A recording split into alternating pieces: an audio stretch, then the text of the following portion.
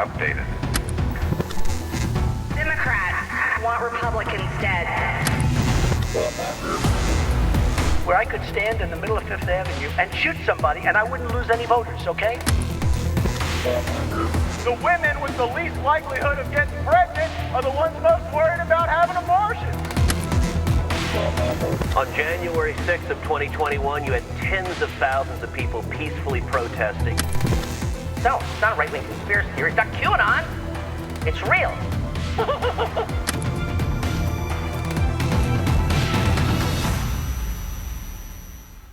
Folks, Bob Woodward has a new book coming out. The book is called War. It's a history of the Biden administration's 3.5 tumultuous years in the wake of Donald Trump being defeated in the year of our Lord 2020. The book has a fascinating set of insights in it that I think really speak to what we will see if Donald Trump is reelected. And the number one thing we know about Donald Trump, and that this book confirms, and I'm going to get to the details here in a minute, is that Donald Trump loves dictators. He loves Vladimir Putin. He loves Orban. He loves Kim Jong-un. He loves dictators. He's a fan. He emulates them. He's part of a global autocratic movement. And it's not that Trump has some deeply sophisticated political understanding of what that means. He doesn't have any moral or intellectual framework to understand anything except power. And sometimes for autocrats, power is enough. The autocratic figure that Trump admires and loves the most is Vladimir Putin. We could talk for hours about the origin story of his love for Vladimir Putin. We recently had a terrific quote by Yuri Shvets, who flipped from the Soviets to us in I guess the early 1980s. And Yuri basically told the story that the kind of people that Donald Trump represented, he was a combination of needs. The old intelligence acronym that spies are recruited with MICE: money, intelligence, compromise, and money, ideology, compromise, and ego. Well, I guess Trump doesn't have any intelligence, but the idea that Trump is the perfect mark, like most spies find one of those characteristics in a person and they're able to use it to recruit them. Now, I'm not saying Trump was ever a spy. He's never been a spy. He's an agent of influence, unwittingly and without the single slightest scintilla of understanding of how they rooked him. Think about it. Money, he's always desperate for money. Remember, Don Jr., we get most of our money from Russians. Ideology, the ideology isn't freedom versus communism or, America versus socialism or any of that. For Trump, the ideological lore of Putin and Putinism in Russia is they're strong. They're a country of strong, straight, white men. It's an illusion. It's horseshit, but he loves that stuff. He loves it. The compromise aspect of it, I'm not going to drill too far into that, but this is a guy who ultimately is a walking compromise. He's lavishly corrupt in every way. Let's not even play games here. This is a guy who whether or not there's a P tape, I don't care, and I've never cared. But this is a guy who, in every way, he's asking to become a patsy and a mark. Okay, and finally, ego. The E in the MICE acronym is ego, and Donald Trump's ego, as you may have noticed, is vast. So from the beginning of his administration, Trump had this relationship with Putin that defied all American tradition, defied reason, defied our stated values as a country, defied American interests. But he loved him from the start. Let's not forget, in the earliest days of the Trump administration, there was a secret back channel that some people in the White House tried to establish with the Russians. That back channel was going to be illegal, inappropriate, and a violation of every national security procedure in the world, but they were going to do it anyway. The idea that you would invite the Russian ambassador, who is a longtime ally of Vladimir Putin, into the Oval Office and show them American secrets, which is what happened with Trump, shocked a lot of people. You go to Helsinki, and Trump follows Putin around like a gimp Like, he's doing everything but wearing a leather suit with a zipper mask and walking around behind Vladimir Putin. The body language alone told you everything. Donald Trump insisted on keeping the content of the conversation between the two men secret from even his own national security team and his national security advisors. He walked out of that meeting in Helsinki praising Putin, saying we were going to work together, denigrating NATO. This is Putin's wet dream. This is Putin's heart's desire. This is what he dreamed about for decades, was avenging the humiliation that Russia felt after the end of the Cold War, as if we had done it to him and that Soviet communism wasn't to blame for its own rot and decay and collapse. Yeah, we shoved it, but the weakness was there all along. The frame of the house was rotten to the core. But Putin's wanted revenge for years about that. And he finally got an American president. And folks, in the long arc of American presidents in the modern era, from Truman to Obama, JFK to Reagan, everybody understood that Soviet and post-Soviet Russian power had to be constrained and contained. Everybody understood that except Donald Trump. So getting back to the Woodward book, we know the reputation of Trump with Russia. We know Russia interfered in the 2016 election. As much as Republicans and MAGAs want to scream that it never happened, it happened. They know it happened. The Senate report that all of these guys like Marco Rubio now say, oh, no, we never did. They know it happened. The intelligence community has robustly reported this out. Everyone understands what happened. They supported Trump in the 2016 election. We could argue about calibration and how decisive it was and what methods were used, but they did. So coming back to Bob Woodward, since Trump left the presidency, we find in Bob Woodward's book 2 stories about Russia that I find particularly compelling and dark. The first, I'll get rid of the first one first. During the worst period of COVID, the worst, darkest times of COVID, when hospital workers in New York were wearing their masks 2 or 3 times, when they were wearing plastic trash bags instead of having adequate PPE, when test kits were as rare as hen's teeth and no one could get a hold of them, including a lot of medical personnel, Trump was sending test kits to Putin. I found that story weird, slightly off-putting, sort of telling that the guy who says, oh, it's a hoax, it's a fake, it's going away, was at the same time sending Putin test kits for it so he could protect himself, where a lot of American frontline medical personnel couldn't protect themselves, couldn't test themselves. You never knew. And let's not forget, folks, as much as they want to retcon everything that happened with COVID, Donald Trump is directly responsible, approximately at the minimum responsible, for the deaths of about 1 million Americans because they botched it so badly. They screwed it up so badly. But he was sending test kits to Putin. Okay. I can almost even set that aside and say, what an interesting diplomatic approach. But he wasn't sending them to any other allies of the U.S. that we know of. Only Putin. But the bigger issue for me, and I think for most Americans, is that Donald Trump was sending Vladimir Putin something more valuable in the last few years since he's been out of the presidency than he ever did when he was in it. He's called Vladimir Putin 7 times, according to the Woodward book, since he was thrown out of office unceremoniously. Why would he call Putin 7 times? Why would he do that? What possible interest could he have in staying in touch with Vladimir Putin 7 times in the last 3 years? I'll tell you why. Because Donald Trump was sending a signal to Vladimir Putin. Stick with me, buddy. When I'm reelected, Ukraine is going to get cut, and you can have them. Stick with me, buddy. Fire up those bot armies, those troll guys. Do that again for me, okay? Help me out. I don't need to know the content of the conversations because I know the content of Trump's character. Everything about Donald Trump, and I mean everything, is explicable and clear.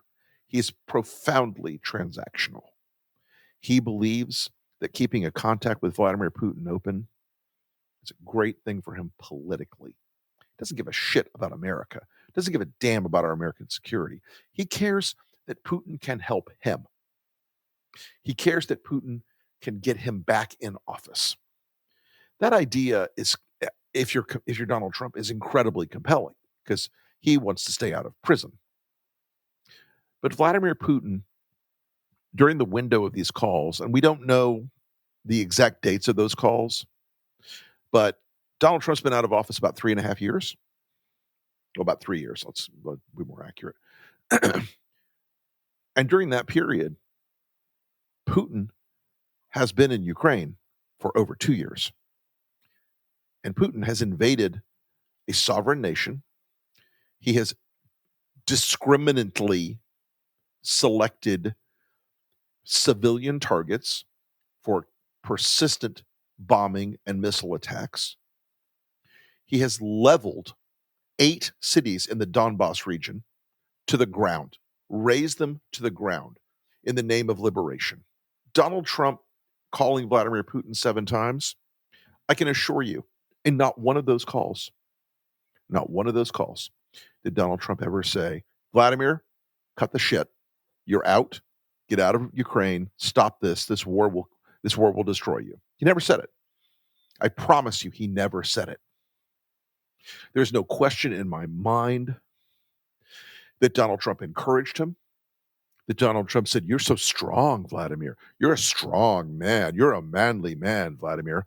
And I find it so repulsive and so outrageous that, you look at this guy from the very beginning and you ask yourself, in what world would Donald Trump be a strong leader in the face of autocracy? Shown to us 100 times. Let's be real about something, folks. Vladimir Putin is at the core of an axis of powers in the world today who would love to see the end of America on the world stage, who would love to see the end of NATO, who would love to see the end of America as a global presence and a global power. They would like to replace us with the alliance that Putin has formed around the world. And who are those people? And here's where the cognitive dissonance for MAGA supporters come in. Vladimir Putin is directly now allied with communist China. I was told by many MAGAs, the CCP is the greatest threat in the world. And yet Vladimir Putin is now part of an alliance with them. They are funding him. They are supplying him with military drones and other military supplies. They are buying Russian oil and gas, which sustains Russia.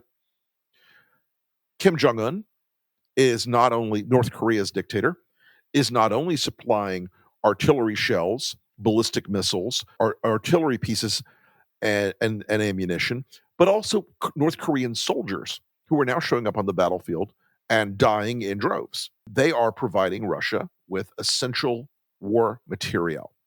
So I'm told North Korea is a big enemy of the United States, but somehow it's okay that Trump's buddy, Vladimir Putin, is in a warm embrace with them. Russia is also involved with Iran. Iran is providing Russia with Shahed drones and a variety of other ballistic missiles and a variety of other bombs, glide bombs for their aircraft. I was also told by MAGAs and Donald Trump that Iran was the greatest threat to world peace. And by extension, y'all should know that if you're in bed, as Putin is with Iran, you're also in bed with a variety of Islamic radical groups and terrorist groups, including Hezbollah. You're also looking at the fact that Russia has propped up the Syrian regime. All of these things add up to a piece of cognitive dissonance of the highest possible degree. The guy Trump loves most in the world on the foreign stage is Vladimir Putin. And Putin is at the center of a web of evil and terror in the world. 7 phone calls, and Trump refuses to discuss them. They're lying. The campaign is lying about it. Look, Bob Woodward's track record on every president is extraordinary. It is extraordinary. He has had access to people over the years, over the decades, our entire political lives. Bob Woodward has had the number of how you report about presidents. He has talked to people. He gets access to people because it is history. He writes history as it unfolds.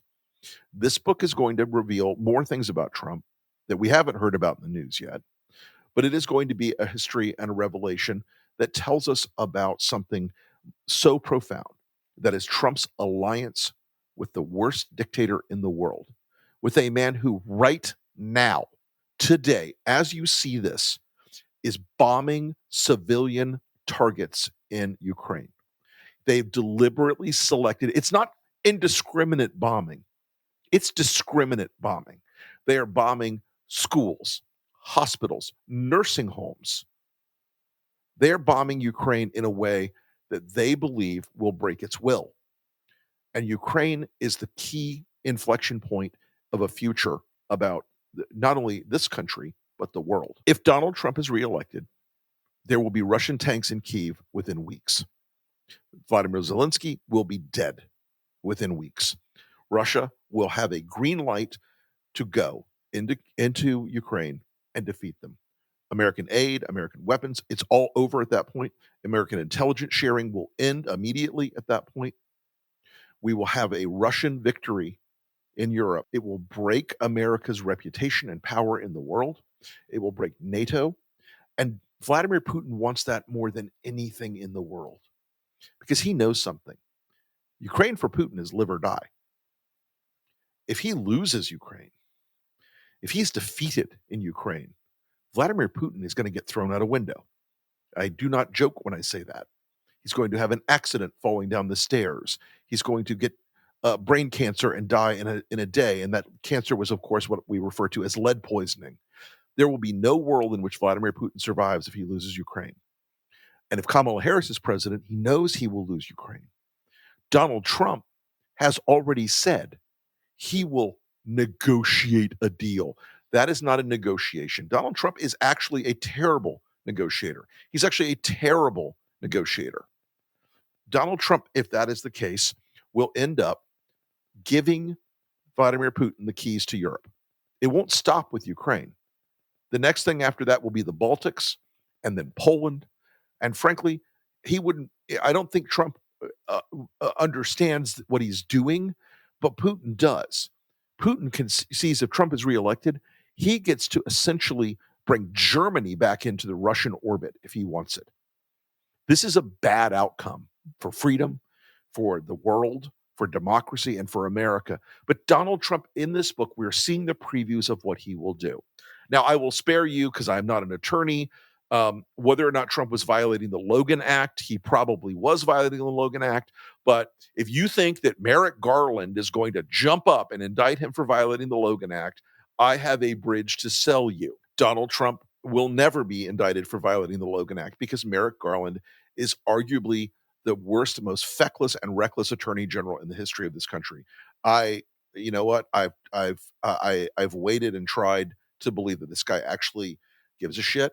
But the fact that we've, at this late date, still ended up with a few small fry in the January 6th thing getting caught up, but none of the big fish, and Trump's endless, blatant lawlessness, and the unethical Judge Cannon affair in Florida, all of these things have made me just lose complete faith in this. What you see in this book, what you know about Trump, and what you know about Trump and Russia in particular, and Putin in specific, is a choice. If you are a Republican and you look back at the legacy of the end of the Cold War, that's where I came in, of Ronald Reagan saying, tear down this wall, and of George H.W. Bush, my old boss, saying that we're going to have Russia have a peaceful transition out of being a global nuclear threat. And you look even at Bill Clinton, who continued to pursue Russian nuclear disarmament in a bipartisan way, with folks like Dick Lugar and Sam Nunn at the fore. If you look at Donald Trump as an alternative to all those things, he wants Putin to have power. He wants Putin to be a dictator again.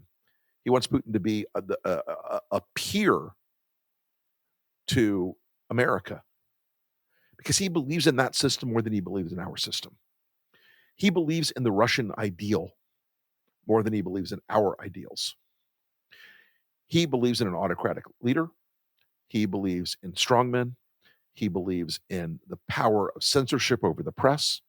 He believes in the control of his political enemies through judicial and non-judicial attacks and punishment.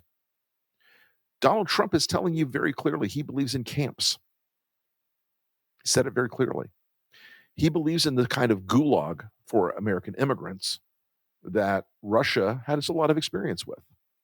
None of these things should, if you're a Republican, somebody who gives a damn about American sovereignty and security, it should offend you. Donald Trump is not trying to prevent World War III in any way whatsoever. He's trying to give World War III's victory to Vladimir Putin without a fight.